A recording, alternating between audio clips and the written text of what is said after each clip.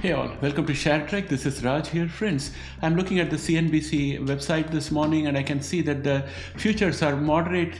They have not changed much. They're almost flat. And the next week is going to be difficult. And this week is going to be the focus on the January jobs market report. And I think the jobs report is more or less going to come according to expectation. What I'm more focused on is the job revisions. I suspect it will also come today. Last time we had a discrepancy of 818,000 jobs fewer created as compared to what was reported, and that's happening mainly because the BLS doesn't have the budget to actually follow up with each and every participant who submits data, and therefore they have been using statistical methods to extrapolate potential numbers and then produce the jobs report. So that is going to be a huge discrepancy again this time also. That's a very good possibility.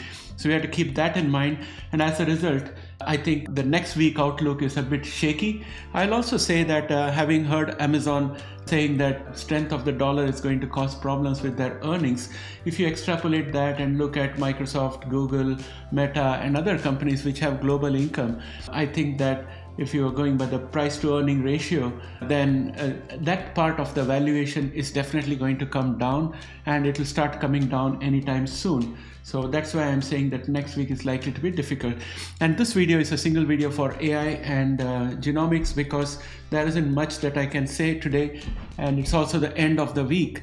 So with that said, let's look at the disclaimer and get started.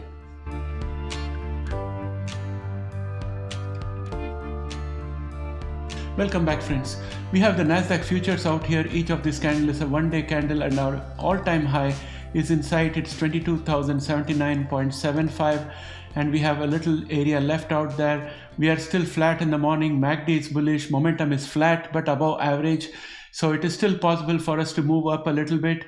And if you look at S&P 500 E-mini futures, it has a bullish MACD. It has got a flat above average momentum, and we have the all-time high in sight at 6156.25. Pre-market we are flat. We are slightly positive, but we are flat. And if you look at the 10-year yields, 10-year yields have started to creep up slowly, and this would match with the kind of hesitation you see in the stock market this morning. And if we were to look at our watch list, I think I'd like to go to AI first. And I think that Google is on the recovery path. It has managed to cross the resistance of 192.84. So that's a positive. Tesla is going to be going down further. It's weakening, and it is below the resistance level of 378.02, and pre-market it's down 1.39%. Apple is down 0.13%. Meta is up 0.30% in pre-market trades. Meta is looking pretty strong, but it's soon going to face the resistance of this diagonal red line from the bull channel megaphone. So that's going to be something that we need to watch out for. And we are also overbought on the RSI, so there should be consolidation and dropping down later today. That's my opinion. Microsoft is up 0.18%. Again, Microsoft is starting to recover. It's being pushed down by the 200-day exponential, but 4 continuous days of improvement, and pre-market it's up 0.18%. So that bodes well. Amazon is down 3.07% in pre-market trades.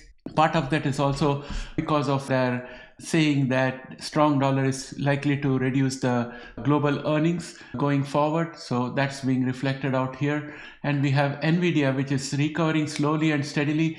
It has converted the resistance at 127.55 also into a support. And so that is 2 resistances that were converted into a support so far in the last few days. And I'm going to just make the line a bit thinner. Our next resistance is a very strong one. It's at 130.15 along with the 21-day exponential.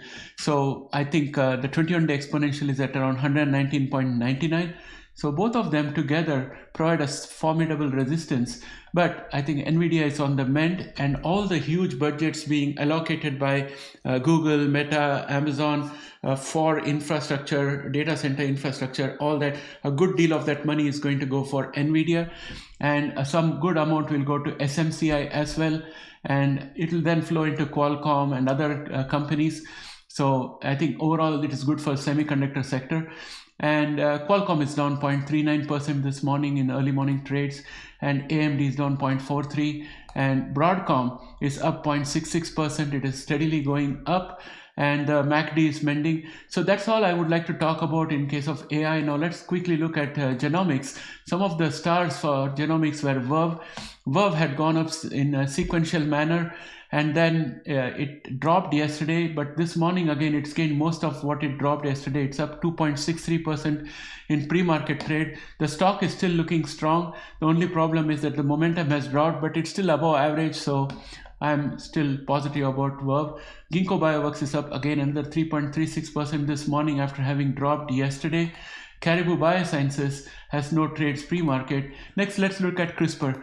CRISPR, as I said, would probably create a reverse head and shoulder pattern and target a price of $51.81, or let us say $50 to round it off.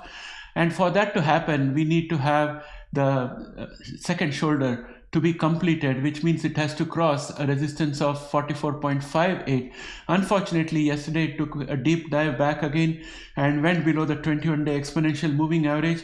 And this morning it's trying to recover a little bit. It's up 0.89%, but it has to cross the 21-day exponential first before this becomes viable. MACD is viable, but momentum needs improvement. And of course, Grail is the other strong stock that we saw, which dropped yesterday, but it's gaining back again today. It's up 0.79% in pre-market trades. MACD is bullish. Momentum is also pretty good. And I think apart from that, I would like to just look at Vertex. Vertex is up 0.35% in pre-market trades. They have got earnings coming up on 10th of February 2025, and CRISPR has got earnings coming up on 18th of February 2025. Between these two dates, I think CRISPR can get some catalyst. So with that, my friends, I'd like to bring this video to an end, and I hope you guys have a great day in the market. I'll catch up with you again in the next video. Bye for now.